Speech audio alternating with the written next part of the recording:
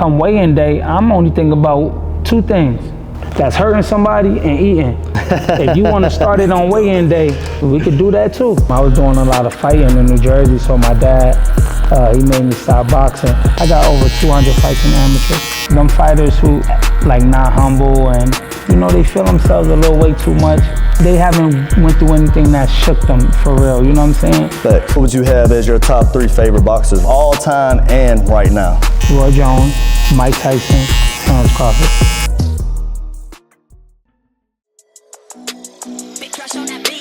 Lights, camera, action, it's a movie, come record it. I feel like I'm Dane cause they know that I'm important. Got a vibe just like a Honda, when she run, she act accordingly. And I feel so important when I'm rocking, it's exploited. They beefing on the well, see they feeling like they split. She say that I'm a dog, but it's $1 million mut. And I got the game back, that's $1 million trust. We chasing meals, shout out Slim, this $1 million cut.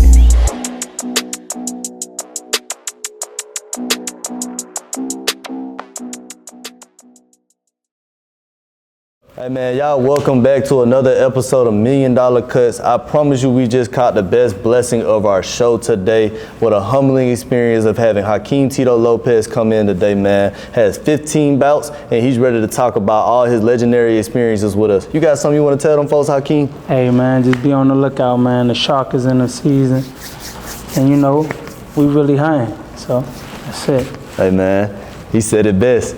He out here, I'm telling you, I watched him spar a few times and I'm like, damn, okay, I won't be sparring him, okay?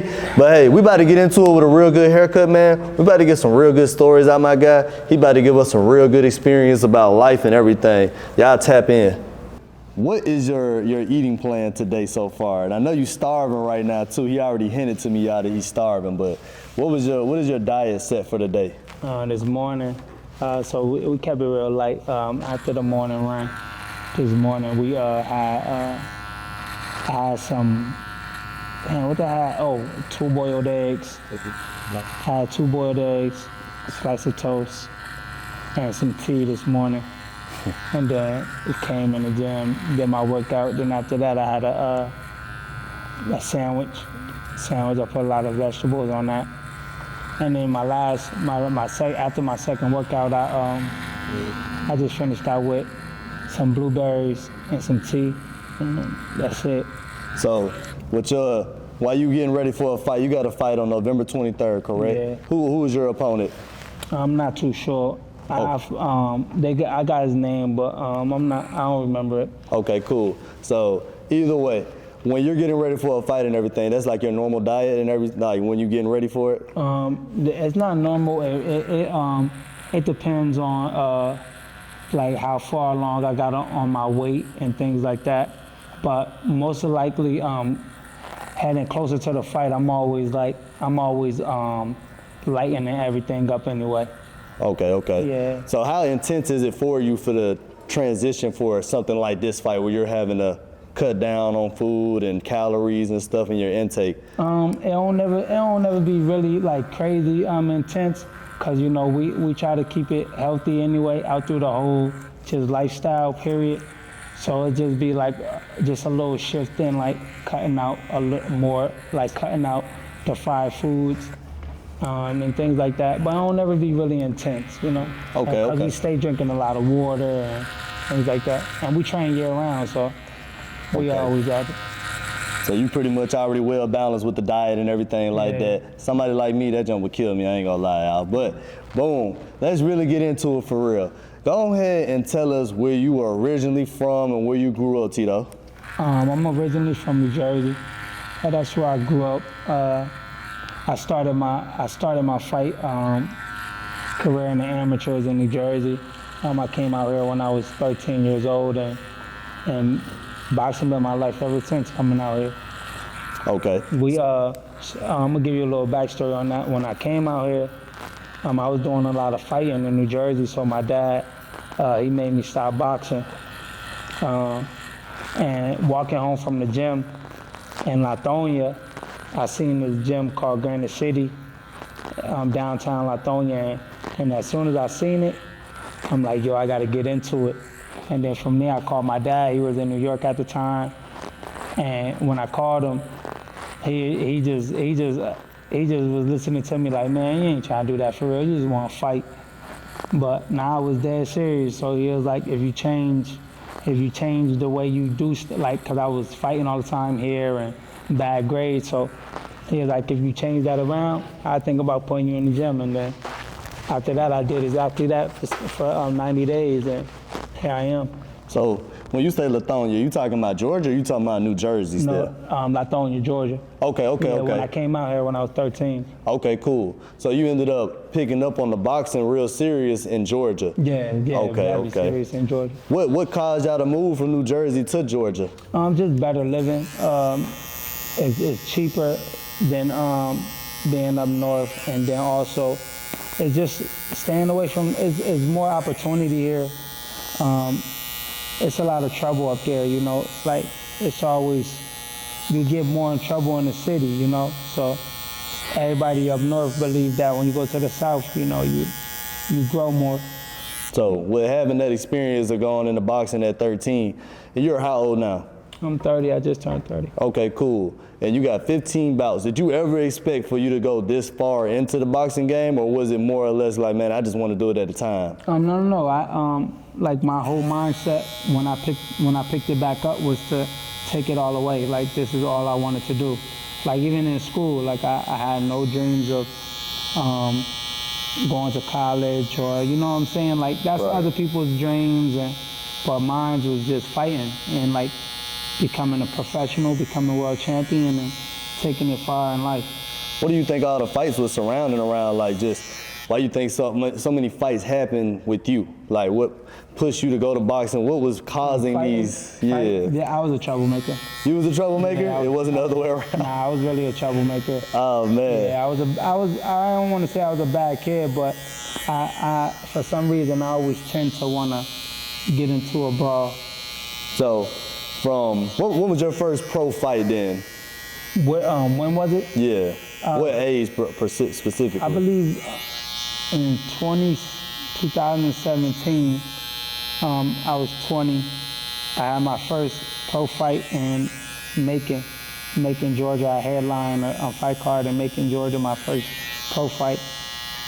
And it was lovely. It was sold out. It was packed. My family came from New York and New Jersey to see me, and yeah, it was exciting. Man, what was your first feeling of coming into the ring, you doing your first pro fight? Do you remember his name that you were fighting? Nah, I don't. I don't remember his name at all. Okay. What was your feeling like stepping in there? Though. He was a tough kid. My pops wanted me to fight a tough kid. But walking into the ring, man, it was just electrifying. You gotta remember, like, I have a very extensive amateur career, so like I've been fighting in front of big crowds for a very long time, going to nationals and things like that, USA's, Olympic trials and things. So how many fights do you have in the amateurs? I got over 200 fights in the amateurs. Oh, okay. Yeah. So that's a really good amateur record to have, over 200 bouts and stuff, you know. What was the transition like from going from amateur to pro? The transition was very mental more than anything, because now you're not just throwing your hands and just, like, you're not just throwing punches and just going through the motion, like you really trying to pinpoint on the person, you know what I'm saying? And, right. And really change your body composition. And remember, now you is serious about making weight now, because like if you don't make weight, you can't fight. You know what I'm saying? Right. And the amateur, you really ain't got to worry about that. So, from your experience of the 15 bouts and everything like that, what is your hardest fight that you've had so far, and what made it so hard for you? Hardest fight I had so far, man, I beat my hardest fight. Every time? Every time. I'm my hardest fight every time. And what do you mean by that? Just going through the training and the weight situation. You know, I'm always like I like to believe that like we are, like I'm my greatest project. So just like focusing on training hard and and getting things down packed and always just like I'm my worst critic, you know what I'm saying? So Facts. like so when it comes to like the build up of the fight, I'm always my hardest opponent. Do you study a lot of your film on your fights and stuff like that? I You do. come back to it? I do. What I do you, do. what do you think that you evaluate the most when you're doing it? Like, what are key things that you notice and that you try to fix on and move forward with? Like, you know, every fight is never the same, but I try to like pinpoint all my mistakes in each fight, because I might do something good in one fight and then do it bad in the next, you know. Okay. So I try to pinpoint it and then work on it while I'm just like in regular training mode. But more or less when I do look at my film, like I try to study my feet and my hands, like was my hands up, was my chin down, things like that. What do you believe your biggest skill or your biggest strength is when you're in the ring? My biggest skill in the ring is my brain. I like to use my brain more than anything. You would say your IQ is pretty high when you're in there. What are the few things that you do within the, what are you doing right now? 8 rounds, 10 rounds, 12 rounds for your pro fights? I do 8 rounders. Okay. Yeah. So within the first 3 rounds, what is your evaluation of the other boxer most of the time? What do you getting the feel of anything or? Yeah, so like growing up, my pops always tell me that every fighter is a potential champion, and what he meant by that is like you never play with a fighter, you know what I'm saying? And then, you know, getting that same teaching from Byron, is like he said the same thing, man. You take everybody serious. Right. You take the whole thing serious, because anything can happen in a fight, you know. Has there ever been a time that you was probably in a fight and you felt like, man, I ain't really take him as serious as I wanted to? No. Every time you was just like, man, I'm in that mode. Yeah. Okay. Yeah. So I mentioned earlier what your biggest skill and strength was. I want to know in spars, when you're sparring somebody, do you work on the things that you think you need more work on, or are you still trying to still trying to progress with your biggest strength? No, that varies in sparring. You working, it's like a double-edged sword. You working on both.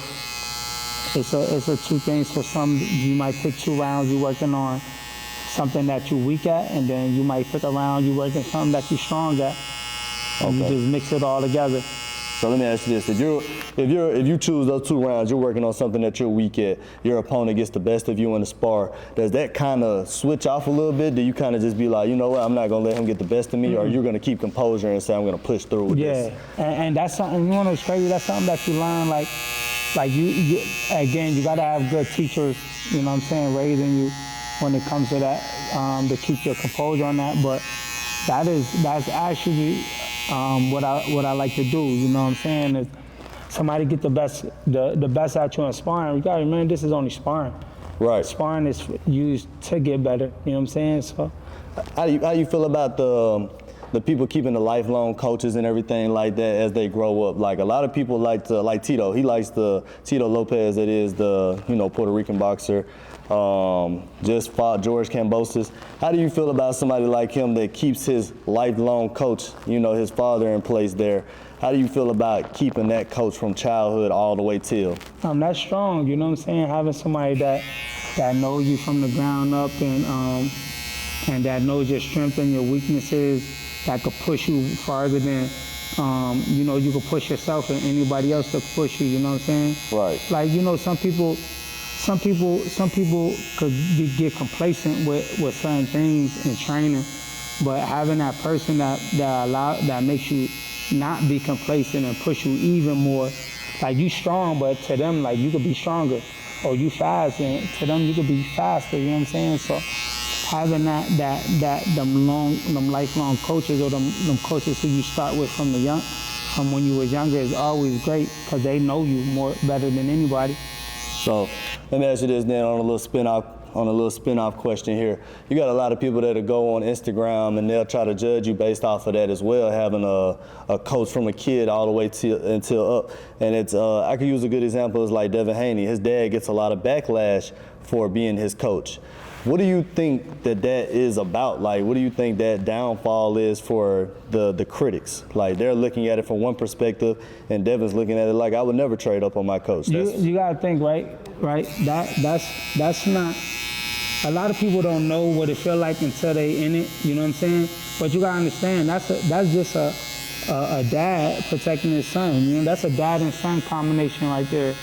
The son plays the nice model boxer, and the dad plays the evil villain, and that's just how that goes. Right. What are your what would you have as your top 3 favorite boxers all time and right now? I'm gonna start with Roy Jones, Mike Tyson, and right now Terrence Crawford. Terrence Crawford. Yeah. Okay. And what you got? That's all time or right now? That just Terrence Crawford right now. Okay, Terrence Crawford right now. Roy Jones is retired, y'all, but okay. Yeah. Well, he talking about Mike Tyson. Yeah. But man, so when you look at those athletes, is it something that you try to take from them as well and try to, include them? Always. You know, I'm always trying to take something from somebody great. You know what I'm saying? No matter if it's his legs or like how he throw his hook or how he duck down or use his head movement and things like that. Like, you know, it's the greats. You know what I'm saying? You can always try something in the greats, and again, that come in sparring. You know what I'm saying? When you try to do something that a great did, you know what I'm saying? You do it in sparring.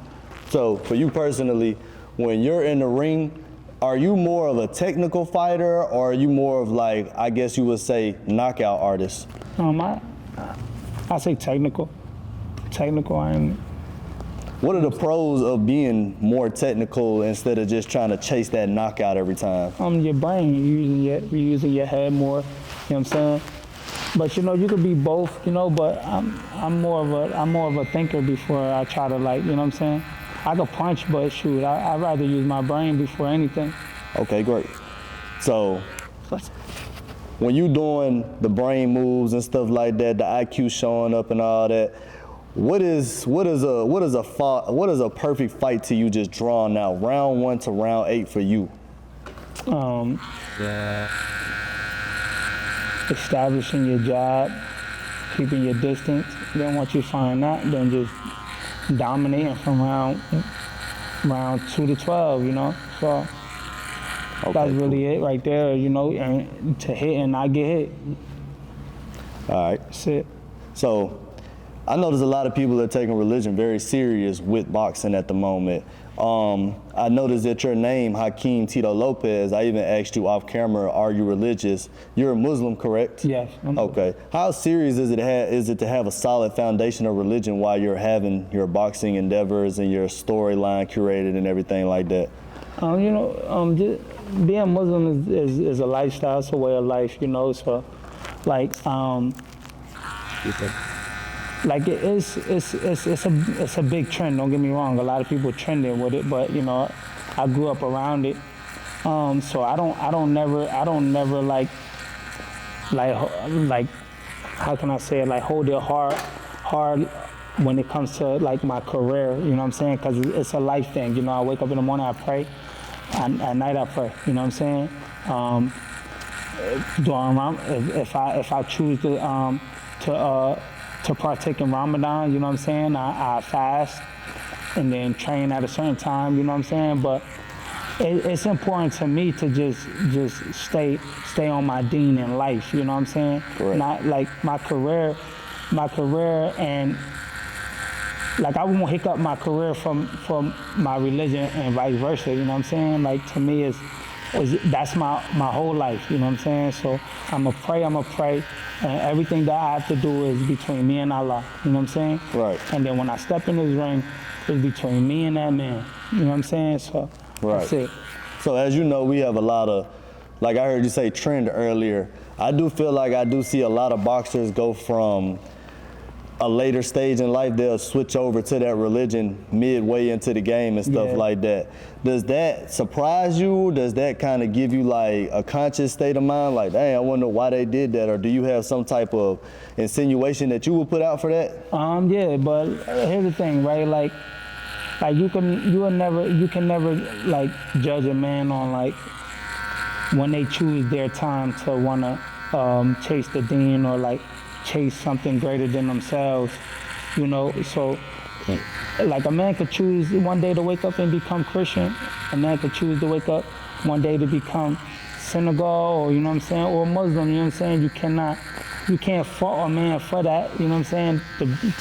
To want to be 40 and choose his path towards God, because at the end of the day, it's between him and God. That's it. You know what I'm saying. And again, like, his intentions behind it is his intentions, you know what I'm saying? He has to deal with that. Right. Other than that, me personally, like, nah, I don't waste my time on that, you know? I just focus on me, my relationship with Allah, and then my relationship with my career, and that's it. Yup. So earlier, I asked you about your fight on November 23rd. How do you feel about coming into it right now? How are you feeling so far? I'm feeling great. Training camp is going great. Weight cut is going great. Everything is lining up. I feel strong. My mental is ready. We really gearing up to really put on the show November 23rd. Okay. And that's the plan, to get in clean, out clean. That's what my coach Byron teaches me all the time. In clean, out clean. Yup.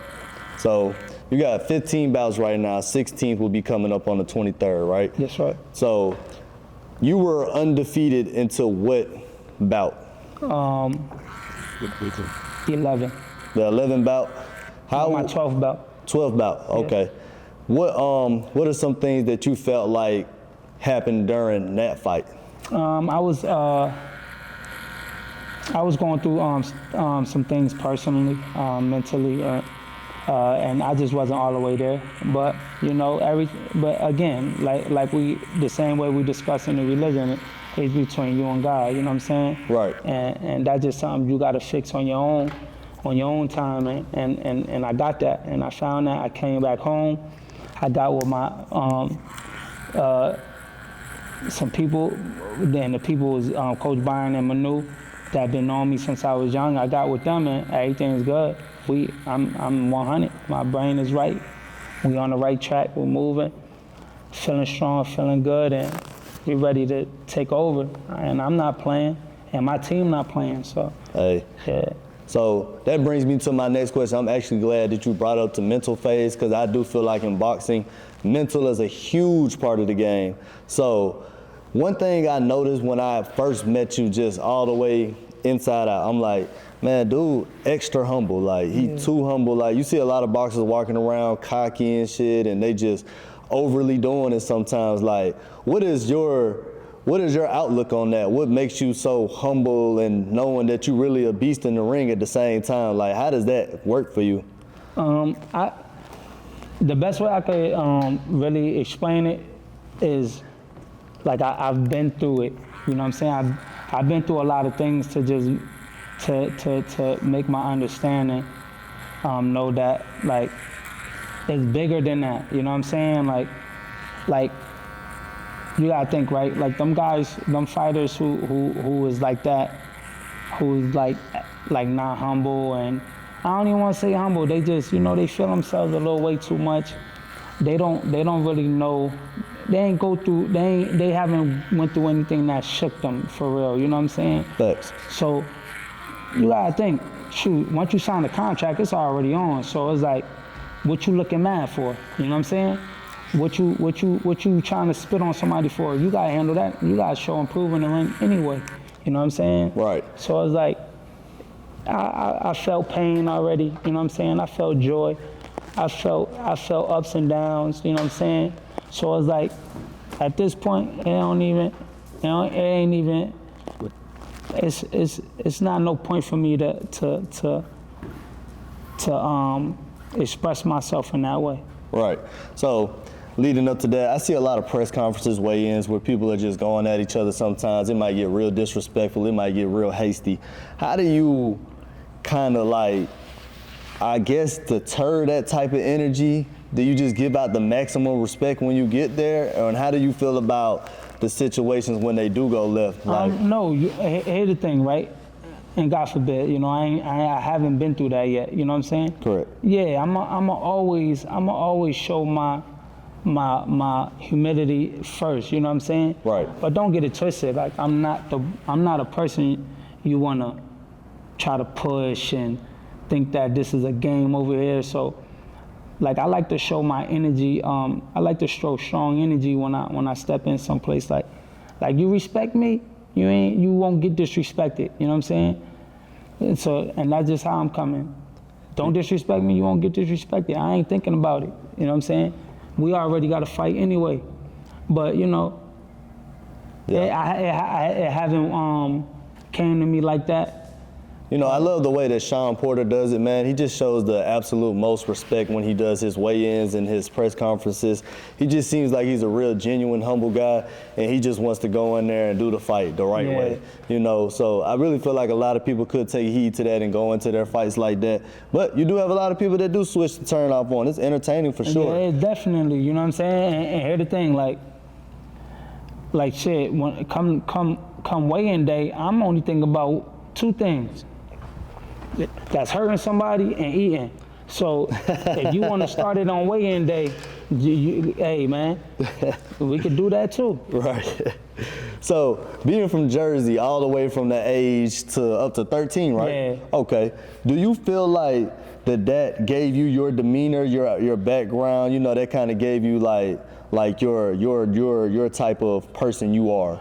For sure. You know, growing up in the city up north, you know, you in the thick of everything, you know, so you could get involved in so much, anything just waking up, you know what I'm saying? The train, to the buses, to outside school, everything. So you gotta keep a strong demeanor growing up north, and you gotta always approach the situation that is like I'm not the one, you know what I'm saying? Like you gotta have fun, we have fun all the time growing up, you know what I'm saying? But I ain't the one. So that transition back to Atlanta, just to relapse a little bit, man. I used to hear a lot of people say up north is where the boxing game is, specifically Philly, man. People always love bringing up Philly for boxing. Do you feel like the transition of boxing from this north side to the south is like really coming large? It's kind of getting colossal at this point where people are like, man, we're going to go to Atlanta and start boxing, especially with the OTE starting up and everything. How are you feeling about the transition of the wave?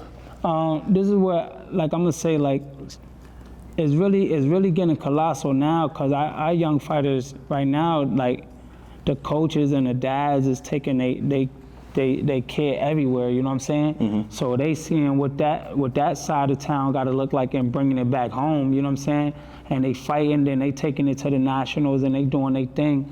So like the wave here is like, it's getting crazy, you know what I'm saying? But it's getting crazy with the young cats, you know what I mean? Right. So and here's the thing, like when I came down here and started fighting, I already had that mindset in my brain. That's why I took off the way I did, so hard and strong when I came here. But it's like nowadays, they don't gotta live there or be from there, because they going there to get the work, you know what I'm saying? So. Right. So in the future, what do you feel like your next goals are right now? Like, what are you aiming for? What are you trying to be? Like, what weight class are you in right now? So first, in the future, like I really plan on, I see myself actually definitely in the rankings and at least having a belt under my wing, so we can definitely have some good negotiations going into the years to come. I got some valuable things that I want to point out about my boy here, man.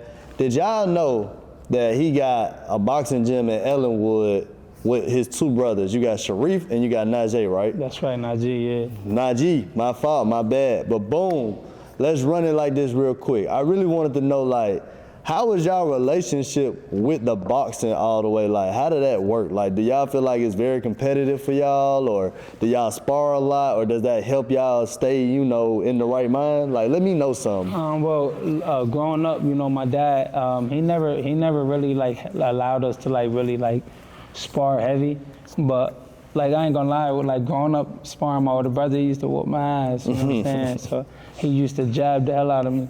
But more or less, like, it built what we have today, you know what I'm saying? Our bond, our chemistry, and things like that. So, like, as three brothers, like, we very, very close, you know? So, like, we damn near best friends. Yep.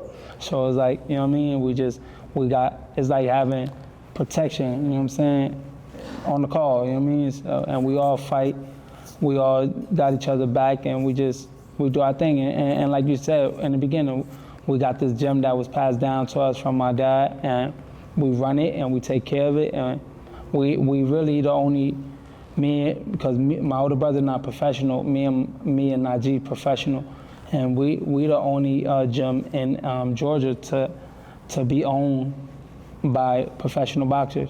What's your name of your gym? Granite City Boxing. Let's give a major shout out to that. Granite City Major Boxing. Granite City Boxing. Granite City Boxing. Let's do a major shout out to them, man. Y'all go check them out in the meantime. Y'all taking new people? Yeah, every day. Hey, man. Atlanta, Georgia, Metro Atlanta. Y'all go check them out. But, boom. I wanted to also touch on some of your personal opinions about certain things, man.